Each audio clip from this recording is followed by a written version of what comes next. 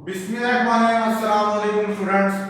Class 10th के student, जैसा कि हम अपने लेक्चर नंबर 1, 2, 3 और 4 में चैप्टर नंबर 1 को डिस्कस कर रहे थे, जो कि प्रॉब्लम सॉल्विंग था।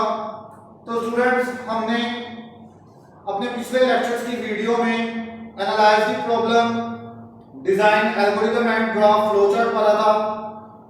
यानी कि हम अपनी प्रॉब्लम को एनालाइज कैसे करते हैं, यानी कि प्रॉब्लम का तज्जिया करना और उसके बाद उसी प्रॉब्लम का तज्जिया करके उसको उसका एल्गोरिथम बनाना अपनी प्रॉब्लम का, उसके बाद उसको एक फ्लो चार्ट की फॉर्म में कन्वर्ट कर देना। तो स्टूडेंट्स, हमने इसकी कुछ एग्जांपल भी देखी थी अपने पिछले लेक्चर्स में, एल्गोरिथम भी बनाया था, फ्लो चार्ट भी बनाया था। तो स्टूडेंट्स, आए हम चलते हैं अपने following steps that we follow to solve any kind of problem के पार्ट नंबर 5 की तरफ, जो कि क्या है, राइट द प्रोग्राम। तो स्टूडेंट्स, आप लोगों को पता होना चाहिए, हम एक प्रोग्रामिंग लैंग्वेज को पढ़ रहे हैं।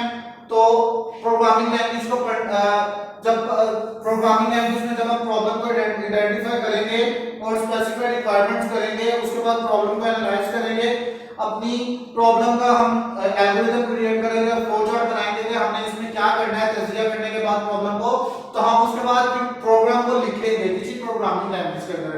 मींस कि हम उसकी कोडिंग करेंगे। क्या करेंगे? कोडिंग करेंगे। राइटिंग प्रोग्राम या कोडिंग एक ही डेफिनेशन है स्टूडेंट्स आपके पास। तो अब हम सबसे पहले इसकी डेफिनेशन को रीड करते हैं। रीड करने के बाद मैं आप लोगों को उसके बारे में समझाता हूं कि कोडिंग क्या होती है।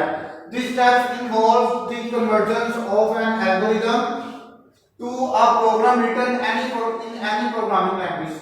स्टूडेंट्स, वो कह रहा है इस स्टेप में हम क्या करेंगे, जो एल्गोरिथम को हम कन्वर्ट करेंगे एक कोड के अंदर। अब वो कोड क्या होगा, प्रोग्रामिंग लैंग्वेज के अंदर लिखा जाएगा, किसी भी प्रोग्रामिंग लैंग्वेज के अंदर लिखा जाएगा। तो for this purpose the programmer must know the syntax of the programming language. वो कह रहा है दैट्स व्हाई इस पर्पस के लिए प्रोग्रामर कौन सा होता है, प्रोग्रामर कौन होता है, जो कोड राइट कर रहा होता है। फ्रेंड्स, मैंने आप लोगों को पहले भी बताया था, who is programmer, programmer rights the code. Programmer वो होता है जो कोड को राइट करता है।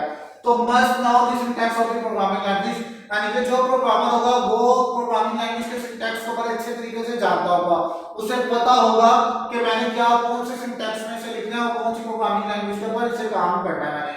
तो स्टूडेंट्स, इस स्टेप के अंदर पार्ट नंबर 5 के जो स्टेप है, इसमें कोडिंग किस तरह से होगी, जो हमने एल्गोरिथम बनाया होगा, एल्गोरिथम के अकॉर्डिंग हम कोड को राइट कर देंगे किसी भी प्रोग्रामिंग लैंग्वेज के अंदर, और प्रोग्रामर को बड़े अच्छे तरीके से वो जानता होगा, वेल नो होगा सिंटैक्स किसके बारे में, लैंग्वेज का, प्रोग्रामिंग लैंग्वेज का।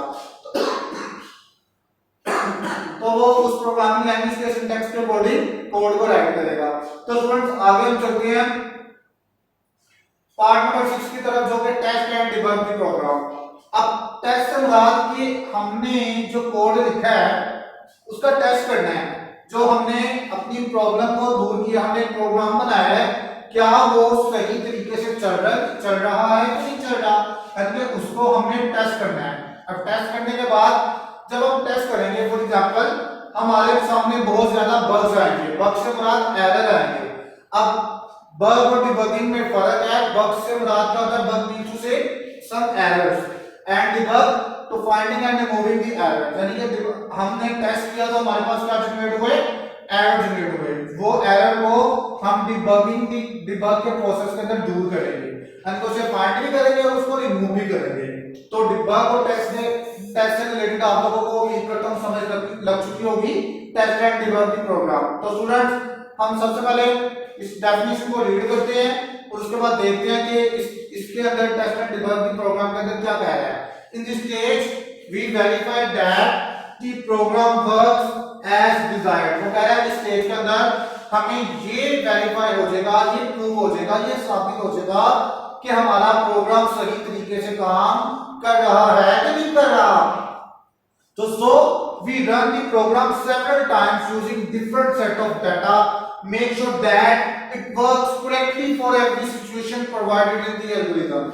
स्टूडेंट्स, इसमें कह रहा है कि हम अपने प्रोग्राम को सेवरल टाइम, बार बार दफा हम उसे क्या करेंगे, रन करेंगे, उसको चलाएंगे। डिफरेंट सेट ऑफ डाटा, यानी कि हम डिफरेंट सेट ऑफ डाटा से मुराद, जहां पे स्टूडेंट परेशान हो गए होंगे कि सर हमें तो समझ नहीं लग रही कि अभी हमने प्रोग्राम को लिखा भी नहीं और यहाँ पे डिफरेंट सेट ऑफ डाटा, इसकी सेंस मैं आप लोगों को समझाने लगा। फॉर एग्जांपल मैंने अपने किसी भी फॉर्म के अंदर किसी भी एक, फॉर एग्जांपल आप किसी भी फेसबुक पे या किसी भी सोशल वेबसाइट पे आप अकाउंट बनाते हैं तो वहां पे आप क्या करते हैं, पहले सिंपल आप या अल्फाबेट के जरिए से अपना नेम लिखते हैं। फॉर एग्जांपल अली मैंने लिख दिया। अब अली के बाद मैं इसके साथ क्या लगा दूं, डॉट लगा दूं, कोई स्पेशल सिंबल लगा दूं, क्या लगा दूं, डॉलर साइन लगा दूं, तो कोई @ सिंबल लगा दूं, यानी कि डिफरेंट सेट ऑफ डाटा, यानी कि उससे मैं कोड नुमेरल लगा दूं, यानी कि डाटा की वैरायटी से बड़ा डिफरेंट एनवायरनमेंट में उसको लेके जाऊं, कहीं पे कुछ कर दूं, कहीं पे कुछ कर दूं, यानी कि मुझे इस चीज की तसल्ली हो चाहिए कि मेरा प्रोग्राम को मैंने बार बार डबल उसके ऊपर लोड डाल रहा हूं, ये टेस्टिंग में आता है। अब यहाँ पे जाहिर सी बात मैं इतनी डिटेल में भी नहीं जा सकता। हमारे पास टेस्टिंग की दो टाइप्स होती हैं, ब्लैक बॉक्स टेस्टिंग और व्हाइट बॉक्स टेस्टिंग। लेकिन हमारे पाकिस्तान में अगर स्टूडेंट ज्यादातर मैनुअल टेस्टिंग का बड़ी काम हो रहा है कि हम उसे डिफरेंट टाइम्स रन करके या उसको देख के, समटाइम्स कैप्चे में प्रॉब्लम होती है, कैप्चा सही तरीके से नहीं चल रहा होता, तो बड़े मसले हैं। तो स्टूडेंट्स उसको अपने प्रोग्राम को, ये तो मैं सॉफ्टवेयर की बात बता रहा हूँ, तो अभी तो सिर्फ हम एक छोटा सा प्रोग्राम बना रहे हैं, तो छोटे से प्रोग्राम में डिफरेंट वैरायटी डाटा की आती है जिसको मैं इस्तेमाल करूंगा, उसे बार बार रन करूंगा।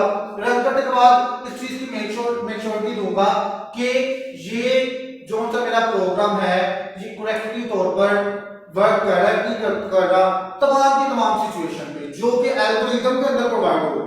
अब एल्गोरिथम के अकॉर्डिंग हम काम कर रहे हैं, आपने बात याद रखनी है, अगर आप लोगों का एल्गोरिथम और फ्लो चार्ट या आप मेरे यूजर ने रिक्वायरमेंट्स को स्पेसिफाई अच्छे तरीके से नहीं किया होगा तो ये एंड में मसले मसाइल आते हैं।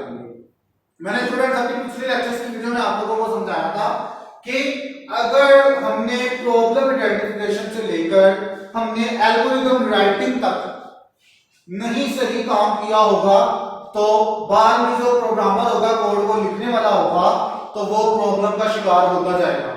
वो अपने सिंटैक्स तक बड़े अच्छे तरीके से एफिशिएंटली वर्क कर रहा होगा, लेकिन जो ही बात आएगी, अब एक बंदे ने प्रॉब्लम को आइडेंटिफाई नहीं सही किया, उसे पता ही नहीं कि मैंने सॉफ्टवेयर क्या बनाना है। हम बात कर रहे थे साइंटिफिक कैलकुलेटर और सिंपल कैलकुलेटर, अब उसे इतना पता चलो जी मैंने सिंपल कैलकुलेटर बनाना है, साइंटिफिक नहीं बनाना। अगर वो वहां पे लिख देता सिंपल, अगर वो लिख देता खाली कैलकुलेटर बनाना है, तो कितनी प्रॉब्लम होती।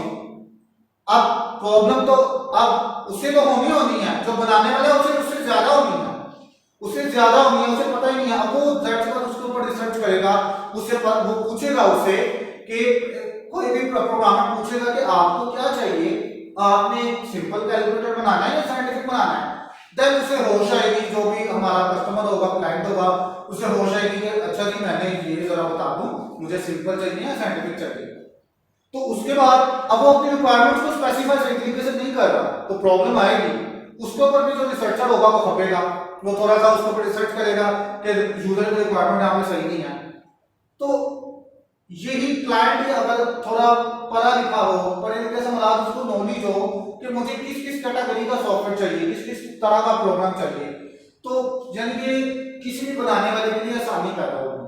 तो स्टूडेंट्स मैं इस सेंस में ये कह रहा हूँ, रिक्वायरमेंट स्पेसिफाई में अगर प्रॉब्लम हो गई, प्रॉब्लम को एनालाइज कर लिया हमने, तज्जिया कर लिया, उसको ब्रेक सब प्रॉब्लम के अंदर डिवाइड कर दिया, उसके बाद हमने एल्गोरिथम बना लिया। अब एल्गोरिथम के अकॉर्डिंग ही काम होता है।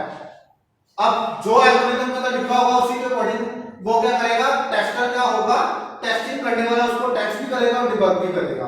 अब if it is not producing desired result then errors must be pointed out and debug. अगर वो कह रहा है अगर वो आपका प्रोग्राम सही तरीके से नहीं काम कर रहा होगा तो उसके अंदर बग जनरेट होंगे, बग से मुराद एरर जनरेट होंगे। अब वो जो टेस्टर है वो एरर को पॉइंट भी करेगा और पॉइंट करने के बाद उसे डिबग भी करेगा।